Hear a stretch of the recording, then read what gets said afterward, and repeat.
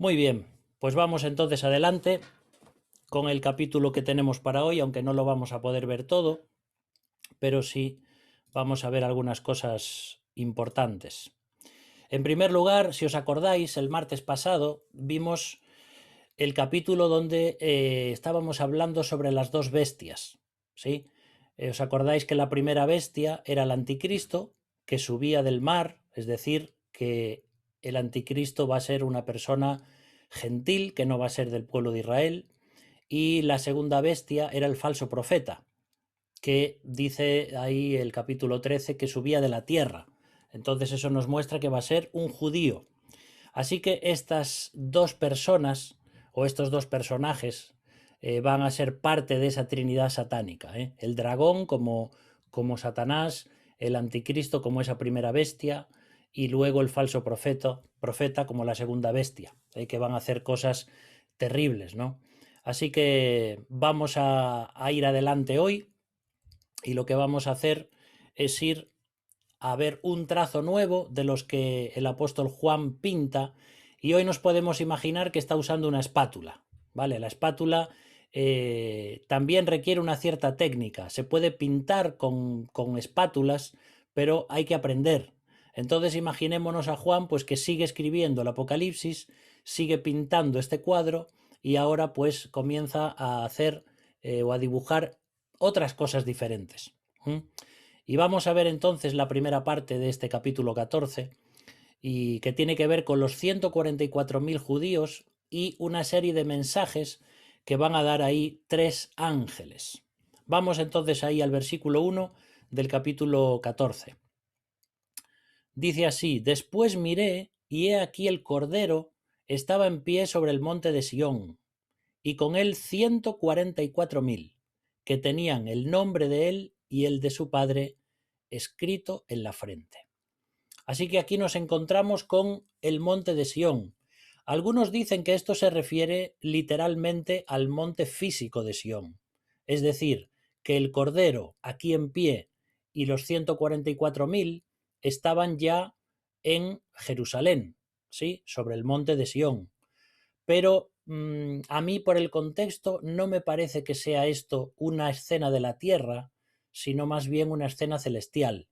¿Os acordáis que mientras vamos leyendo Apocalipsis vamos a estar viendo el tiempo que va adelante y atrás, no sigue una línea cronológica lineal, y al mismo tiempo vemos que en algún momento Juan está viendo algo que tiene que ver con la tierra y a veces algo que tiene que ver con el cielo? A veces eventos que se producen simultáneamente, otros que van cronológicamente uno detrás de otro y otros que son como saltos en el tiempo. Porque por eso es tan complicado entender Apocalipsis, ¿vale? Porque es un libro escrito en literatura apocalíptica, además de que tiene muchos símbolos y todo esto que vosotros ya sabéis. Entonces, los que dicen que este monte de Sión es en la tierra, están diciendo que esto ya es la segunda venida de Cristo, cuando ya Jesús viene a la tierra, se sienta en el trono de Jerusalén, en el trono de David, y con él ya vienen estos 144.000 judíos. Eh, Personalmente a mí me parece que este monte de Sión representa más el cielo todavía, y que todavía no es ese momento de la segunda venida de Cristo. Todavía estamos en esa segunda mitad de los 7 años de la tribulación. ¿Por qué decimos esto? Porque a veces el monte de Sión no se refiere en la Biblia solamente a ese lugar físico, sino que también es algo simbólico que se refiere a un lugar que hay en la presencia de Dios. Por ejemplo, fíjate lo que dice Hebreos 12:22: sino que os habéis acercado al monte de Sión, a la ciudad del Dios vivo, Jerusalén la celestial, a la compañía de muchos millares de ángeles.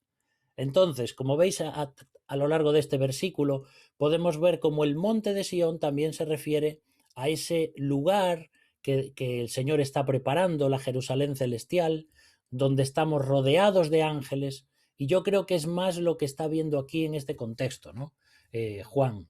Recordad que a veces está mostrando a los ancianos, los 24 ancianos, que son la iglesia, nos ha mostrado personas que salían de la gran tribulación, nos ha mostrado un remanente judío, nos ha mostrado los 144.000 judíos. Entonces son diferentes grupos que vamos encontrando.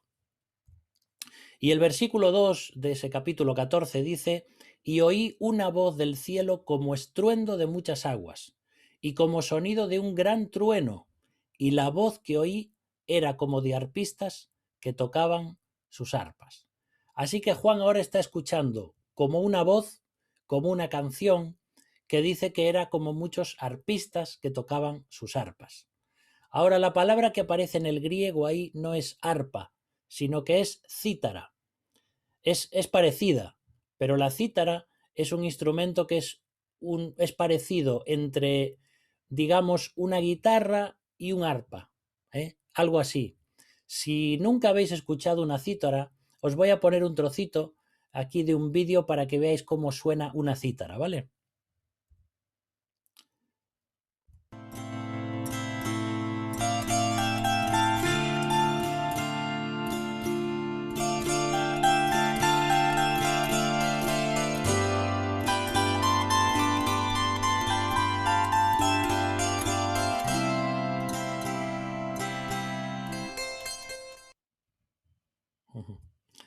Muy bien, ahí podéis ver, hay cítaras también que tienen así un mástil alargado.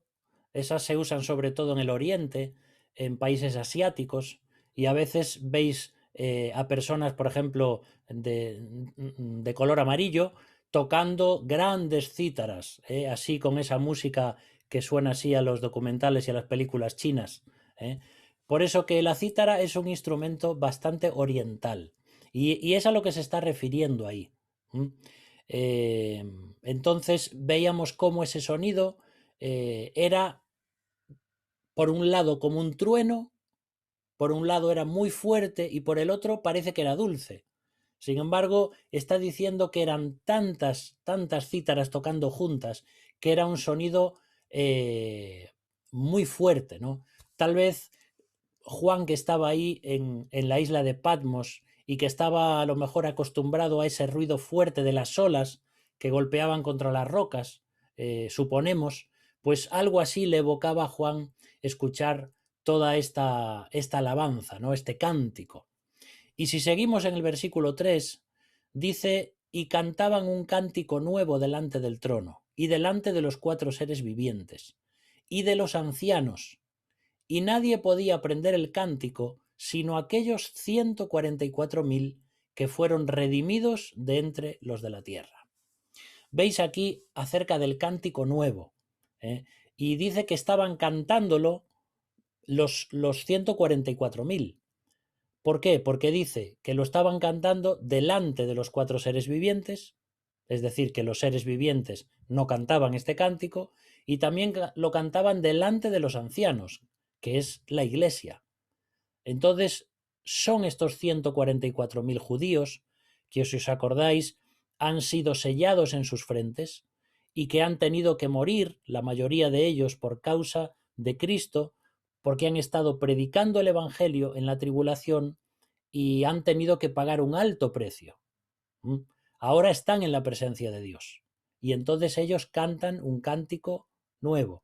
Y es curioso que dice aquí que aunque ellos cantaban esta canción, no había nadie en el cielo que pudiese cantarla. ¿Vale? Ahí está diciendo que por más que uno se esforzase, no podía cantar esa canción. Esa canción solo la podían cantar los 144.000. Es como si tú estás intentando enseñar una canción a alguien y la persona dice: no soy capaz, no entiendo, no soy capaz de articularla. Pues eso es lo que está sucediendo ahí en la presencia de Dios. Porque lo que ha experimentado este conjunto de 144.000 judíos, es algo que les ha llevado a hacer una canción y a tener una experiencia de persecución de tal grado que solamente ellos pueden cantar esa canción. Si os acordáis, también esto sucede en Apocalipsis 5, versículo 9.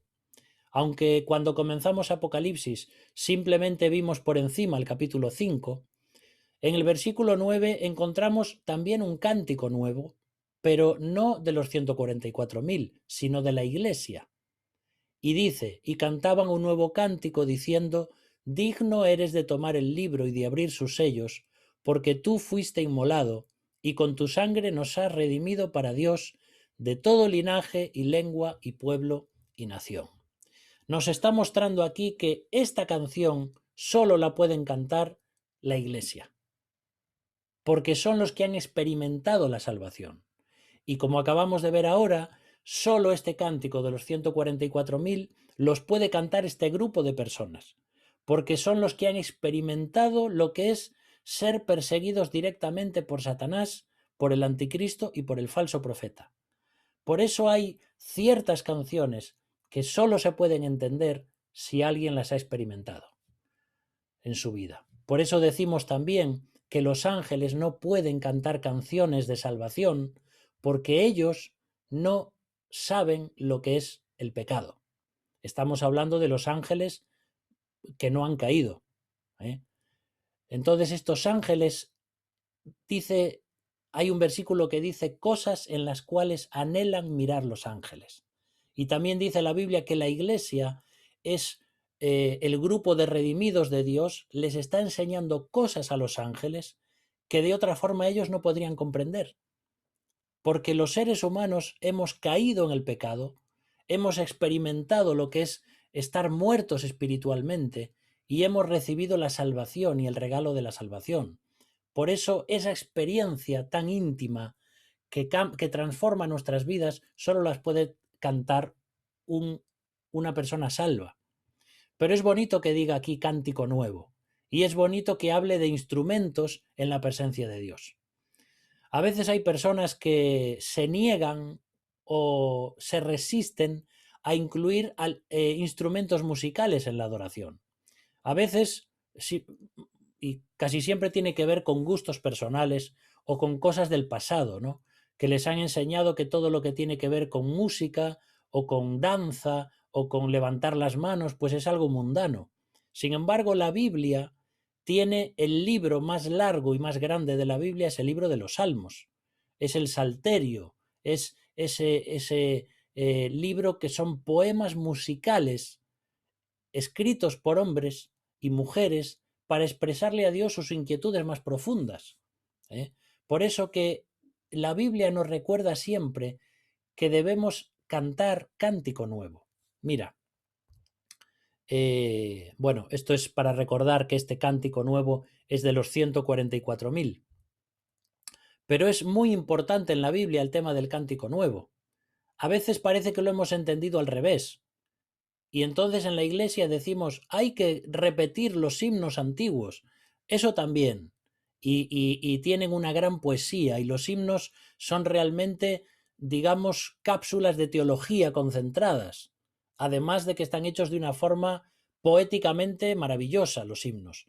Pero las canciones tienen que ser nuevas, porque la generación de mis abuelos podía cantar unas canciones que le evocaban a ellos ciertas cosas y experiencias personales. Mis padres cantan otras canciones, yo canto otras canciones y mis hijos vienen con una forma de música que a mí ya no me va tanto.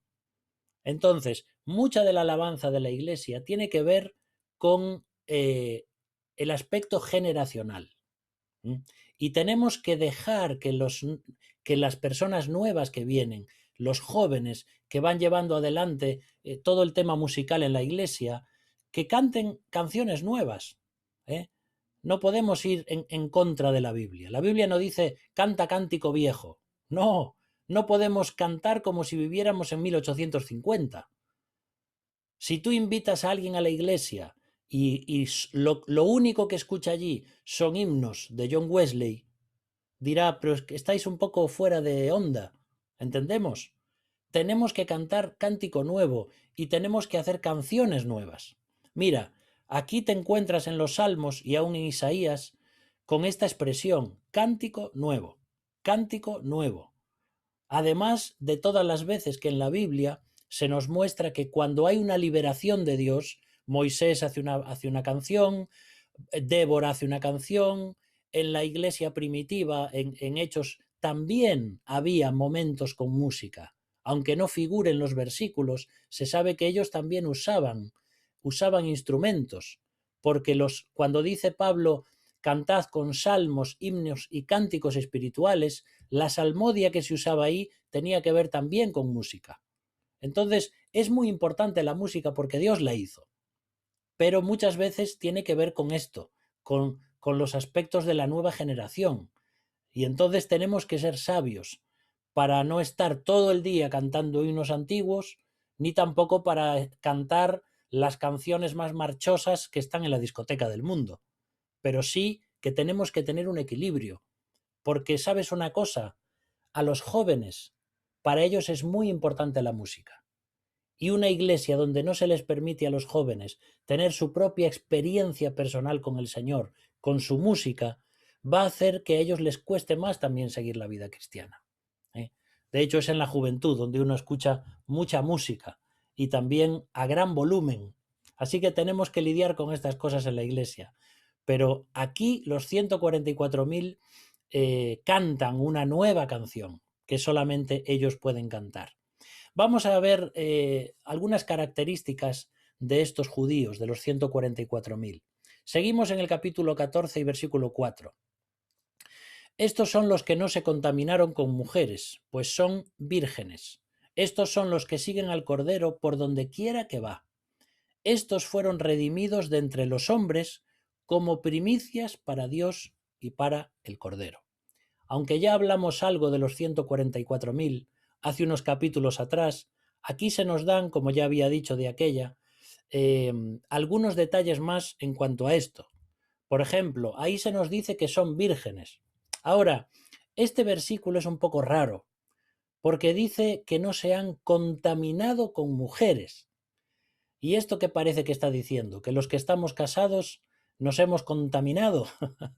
¿Y que solamente la soltería o la virginidad es algo que Dios busca? Bueno, no es así, porque desde el principio de la Biblia, en Génesis ya encontramos cómo Dios dice no es bueno que el hombre esté solo, le haré ayuda idónea para él, y dejará el hombre a su padre y a su madre y se unirá a su mujer, etcétera, etcétera. Entonces, el matrimonio y la sexualidad es sagrada y es bonita. Ahora, ¿qué pasa con estos 144.000? Una virginidad sin contaminación, yo creo que se está refiriendo sobre todo a esa época en la que estos 144.000 van a tener que vivir.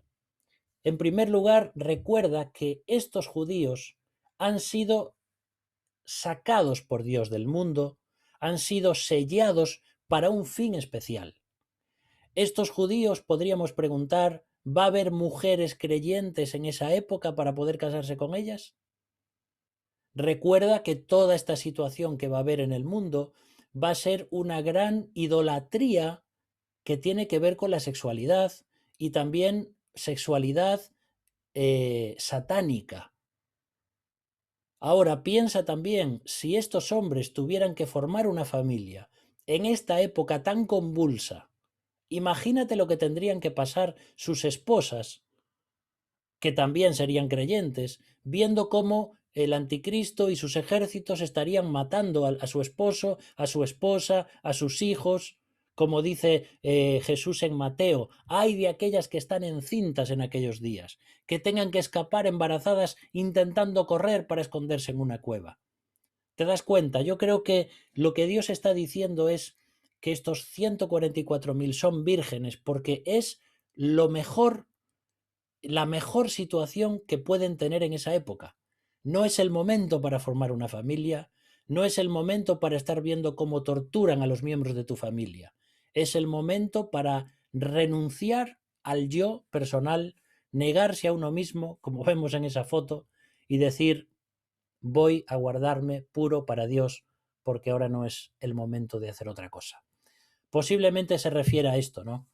Y no, como decimos, exaltando la soltería por encima del matrimonio.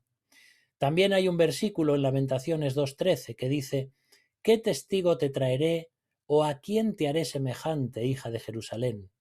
¿A quién te compararé para consolarte, oh Virgen, hija de Sión? Vamos a seguir adelante, versículo 5. También nos dice que en las bocas de estos 144.000 no fue hallada mentira, pues son sin mancha delante del trono de Dios.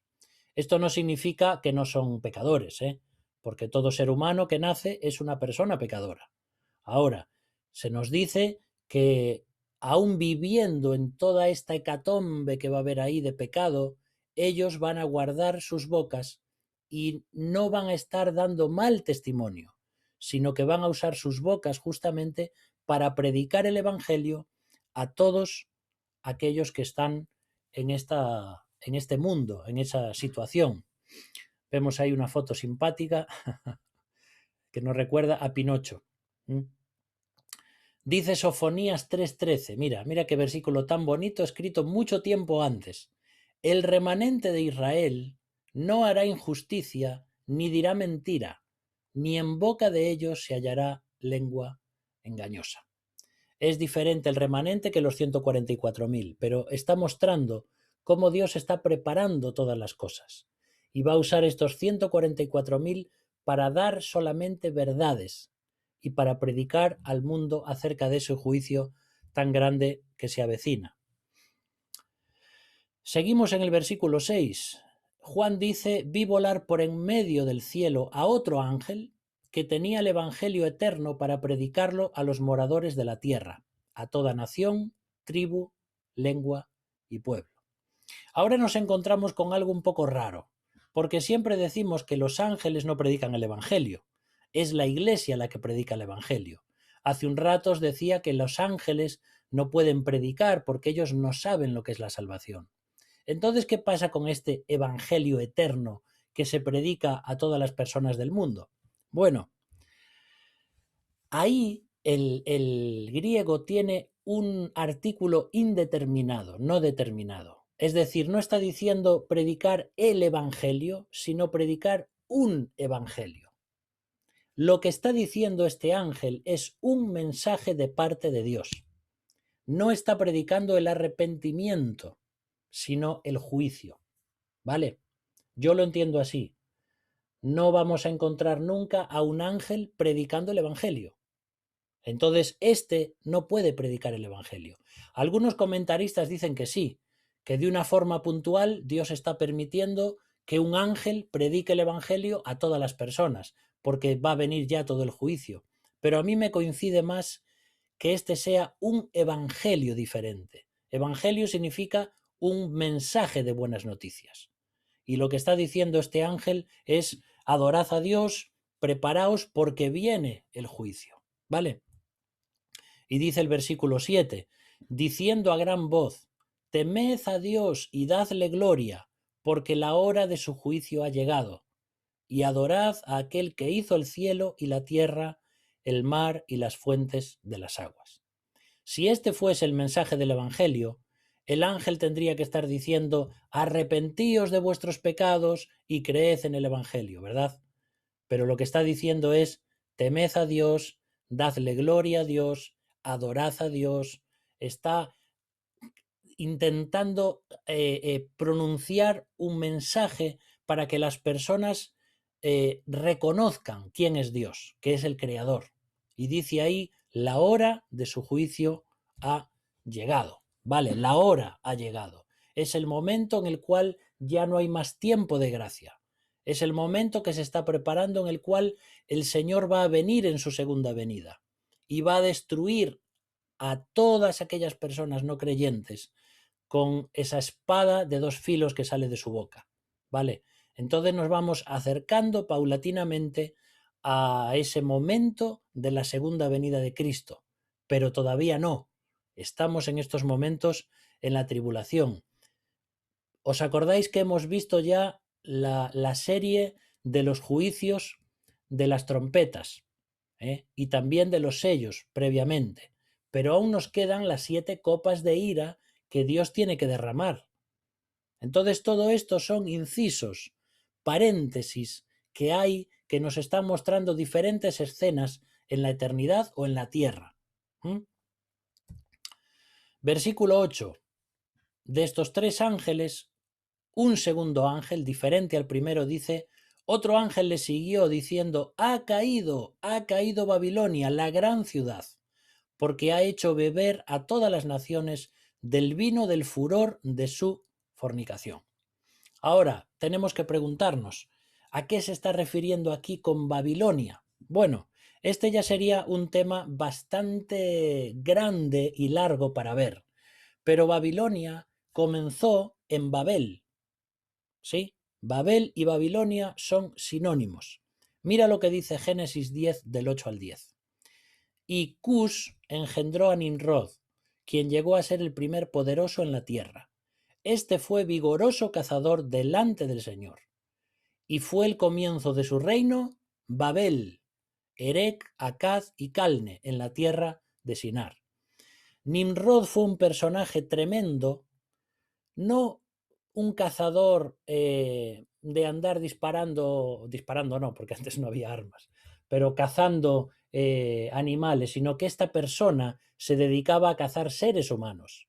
Fue una de las personas más violentas de la historia, que lo que hizo fue dedicar templos también a los dioses. Entonces, Nimrod significa rebelde. Fue una persona que dijo: no voy a seguir lo que Dios quiere, me voy a rebelar completamente contra la línea de Noé. Si os acordáis, después del diluvio, Noé y su familia son la línea que sigue los caminos de Dios. Pero Nimrod dijo: de eso nada, yo me voy a crear mi propia religión, yo voy a establecer una ciudad y voy a levantar una torre en cuya cúspide aparezca el cielo, porque eso es lo que significa allí cuando dice que querían levantar una torre que llegase hasta el cielo.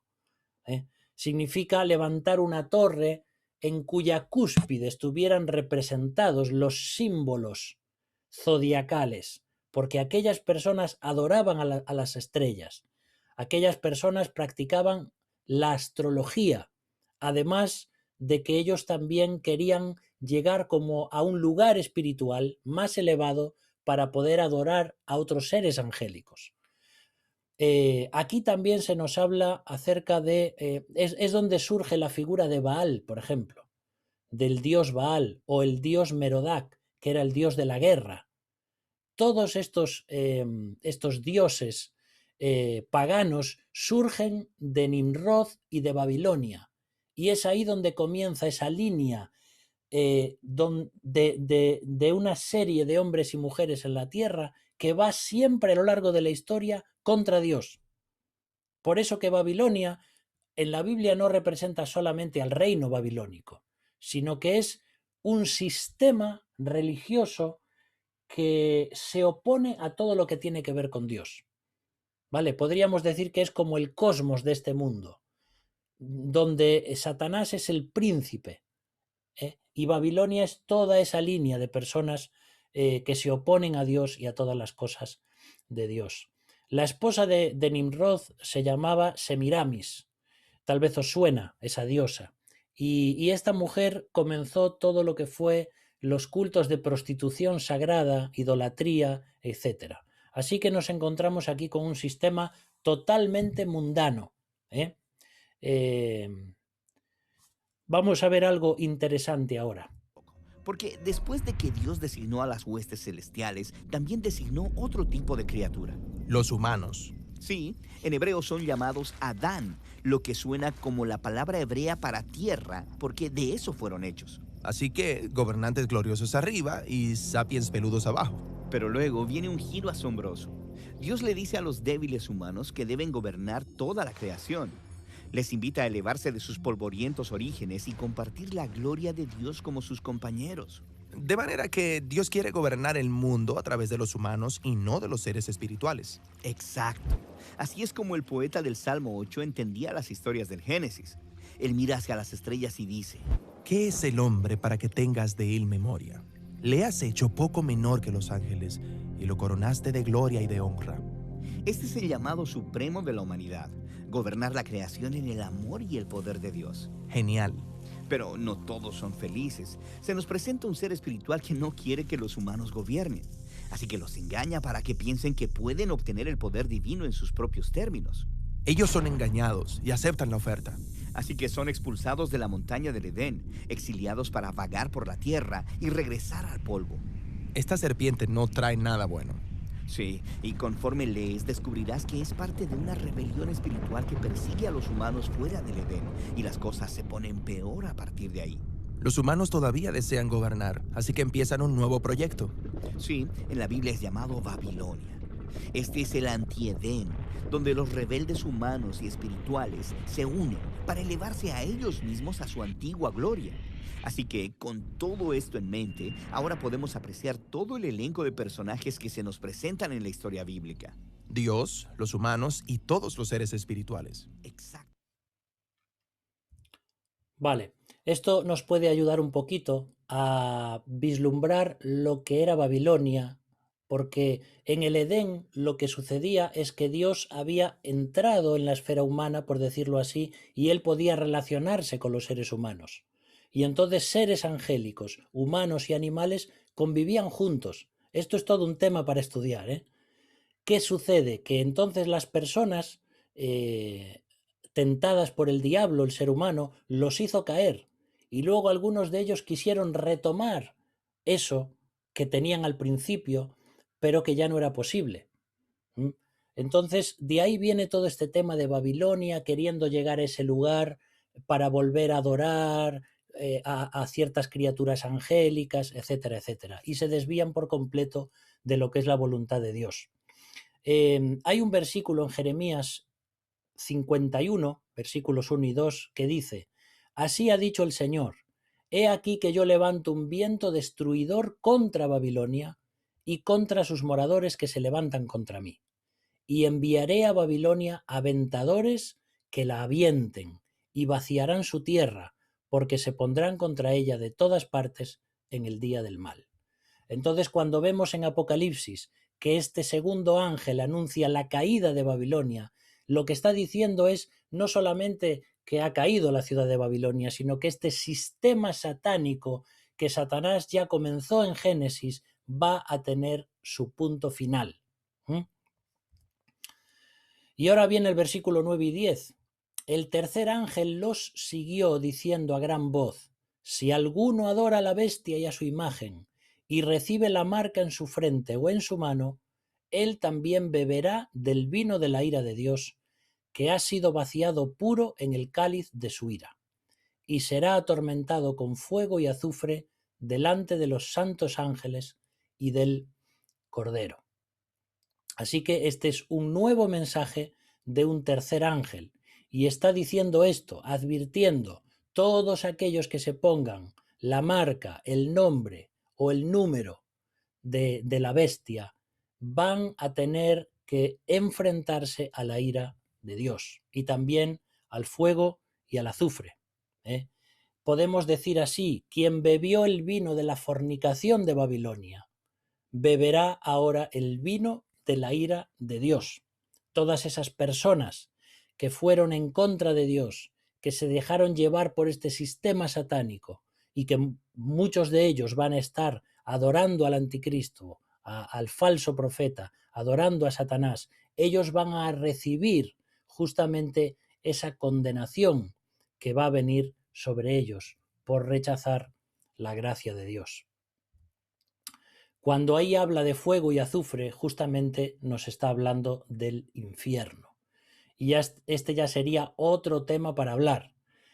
Siempre que la Biblia nos habla de fuego y azufre, nos habla del juicio.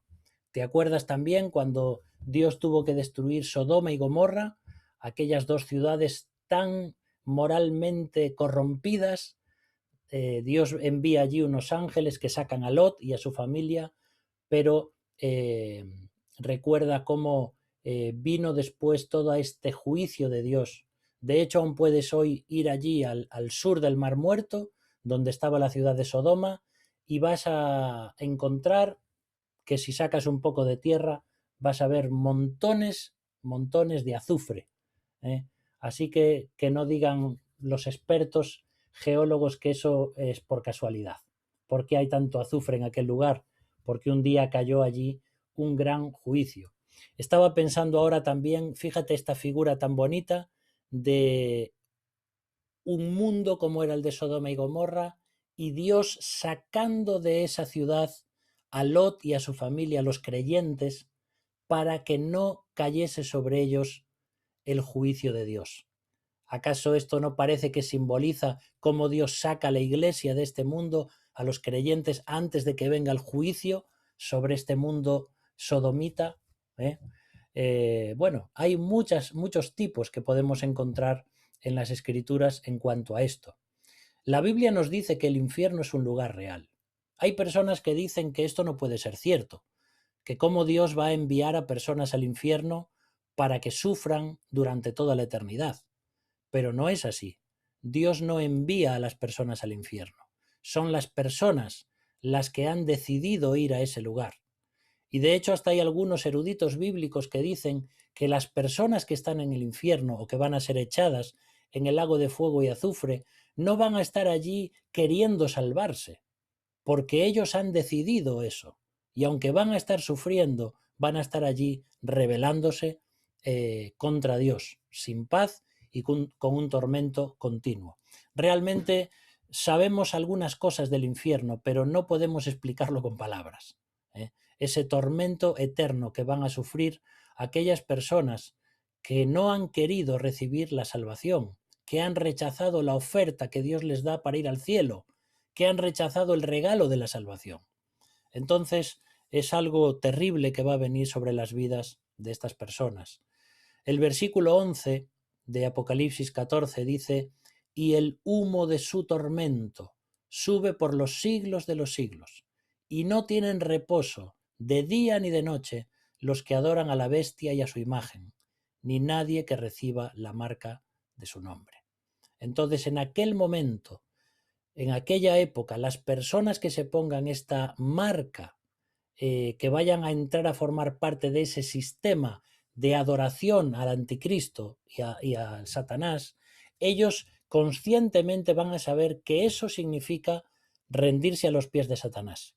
¿Vale? Como decíamos el otro día, no significa que si hoy te pones un chip de identificación o de datos o de lo que sea, te estás poniendo la marca de la bestia. No te preocupes. Eso se va a saber cuando llegue el momento. Y las personas que la pongan van a ser perfectamente conscientes de que están diciendo: no quiero saber de Dios, quiero adorar a Satán. Así que esto va a ser algo terrible.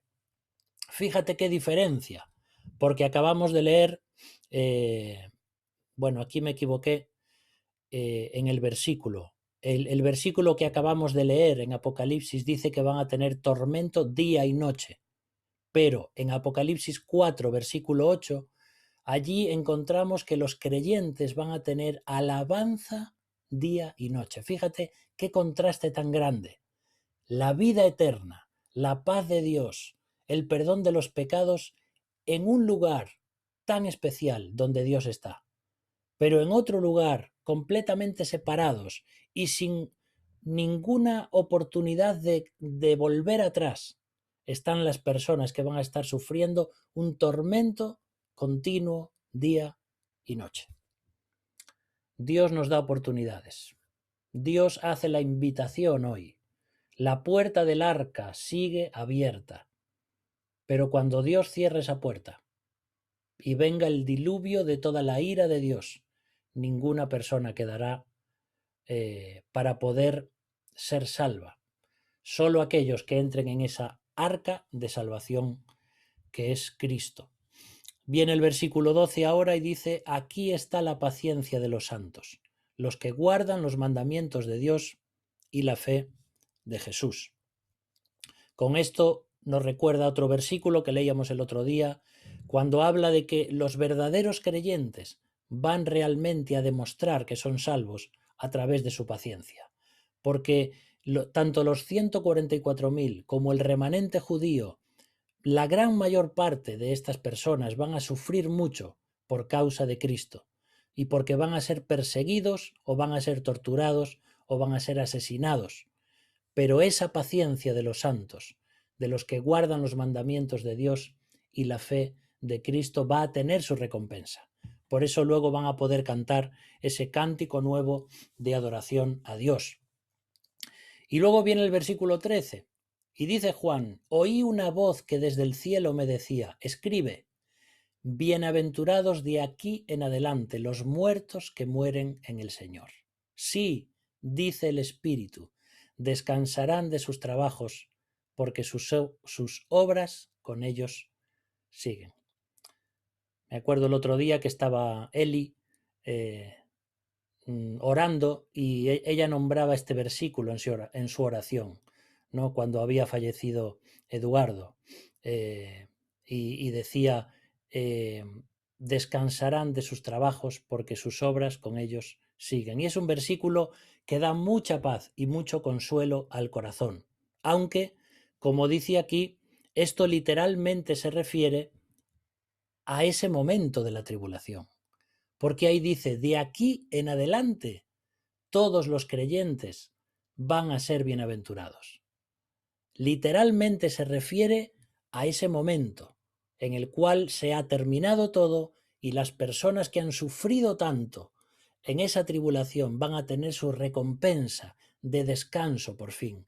Pero por supuesto que este versículo se aplica a todos los creyentes de todas las épocas, porque ahí dice a los que mueren en Cristo, a los que mueren en el Señor. Como vamos a leer después, más adelante, en los últimos capítulos de Apocalipsis dice, bienaventurado el que tiene parte en la primera resurrección, que es la resurrección de los creyentes, a los que se les va a dar cuerpos nuevos y glorificados para estar en la presencia de Dios. Cuando este versículo habla de trabajos, se está refiriendo justamente a la opresión y a la fatiga que tuvieron que experimentar todos estos creyentes en esa terrible segunda parte de la tribulación.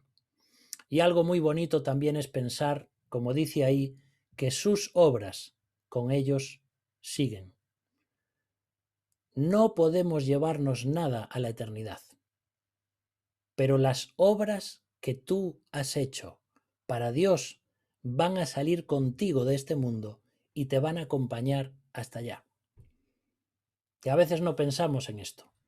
Decimos, todo se va a quedar aquí, claro que se va a quedar, pero el conocimiento que tú has adquirido de Dios, la relación que tienes con Dios por ser creyente, las personas que has ganado para Cristo y las obras que has hecho por amor al Señor, te van a acompañar y te van a escoltar como soldados mientras vas a la presencia de Dios y los ángeles te acompañan para llevarte a las puertas de la eternidad.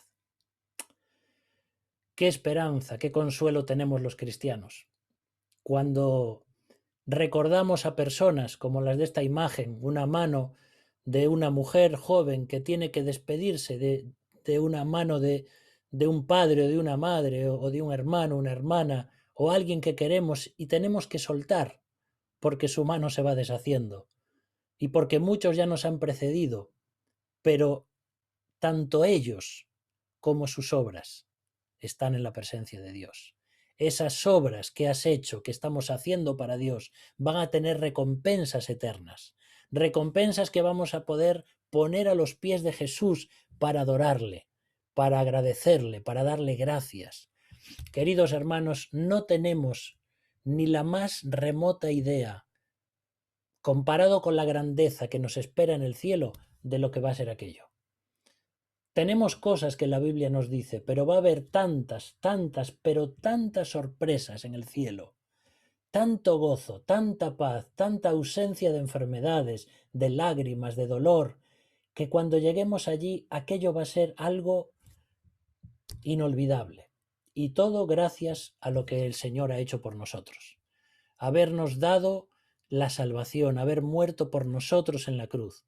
Por eso, queridos hermanos, ahora mientras estamos en esta tierra y tenemos que experimentar un valle de lágrimas, de despedidas, de sufrimientos, recordemos que esto no es nada comparado a lo que sufrirán nuestros hermanos en el futuro, cuando tengan que estar bajo el liderazgo, o más bien la tiranía, de ese líder mundial que va a ser el anticristo, queriendo destruir todo lo que se pone a su alcance para ir en contra de Dios. Vamos entonces a daros voz. Muy bien, hermanos, pues creo que en esta tarde, después de haber tenido ese tiempo también de compartir juntos y ahora este tiempo también de ver esta primera parte de Apocalipsis 14, creo que esto nos tiene que motivar y que ayudar a seguir predicando el Evangelio, porque no sabemos cuándo va a ser el momento en el que seamos llevados a la presencia de Dios. Así que, de nuevo, si alguno tiene alguna duda o alguna pregunta o alguna inquietud a través del WhatsApp o del email de la iglesia, podéis responder. Y si no, el próximo día podemos de nuevo tener 5 o 10 minutos para ver un poquito algunas preguntas, ¿vale? Muchas gracias a todos por estar ahí, por compartir. Yo también aprendo de vosotros y vosotros de mí, y entre todos vamos aprendiendo más cosas de la palabra de Dios. Y ánimo también a los que están comenzando con la vida cristiana, porque me imagino que esto tiene que ser difícil también, toda este libro de Apocalipsis, pero ahí estáis fielmente también con el deseo de conocer a Dios. Walter, me gustaría pedirte, ¿puede ser que termines orando? Sí, por supuesto. Padre, queremos alabar tu nombre en esta noche por tu preciosa palabra. Gracias por la revelación de Apocalipsis. Gracias, Señor, por la visión de ese Dios soberano, de ese Dios que controla. Y aunque a veces, Señor, en este mundo las cosas parecen estar fuera de control, nosotros sabemos que tú estás en el trono. Lo seguirás estando, Señor, aún en medio de esa gran tribulación que va a sacudir los cimientos de la humanidad. Oh Señor, que sepamos hoy aprovechar el tiempo para proclamar el evangelio de gracia y de salvación, y que podamos ver respuestas, Señor, de muchos corazones que abren las puertas de su vida para que tú entres allí con amor y poder. Gracias por la esperanza de la eternidad, lo que será alabarte, Señor, en el cielo, como hemos estado considerando hace unos momentos, Señor, en contraste con una eternidad de perdición. Qué grandeza es la salvación que tú nos has dado. No somos capaces de apreciarla en su verdadera dimensión, pero asimismo te queremos alabar, adorar y darte gracias. Te alabamos, Señor, y pedimos tu bendición ahora, un buen descanso para los que ya nos iremos pronto a dormir, a los hermanos que todavía tienen una tarde por delante, que les ayudes, les guardes, les bendigas y que todos sintamos tu cuidado, tu presencia y tu bendición. Oramos en el nombre del Señor Jesucristo. Amén. Amén. Muy bien, hermanos, que Dios os bendiga. Muchos saludos para todos.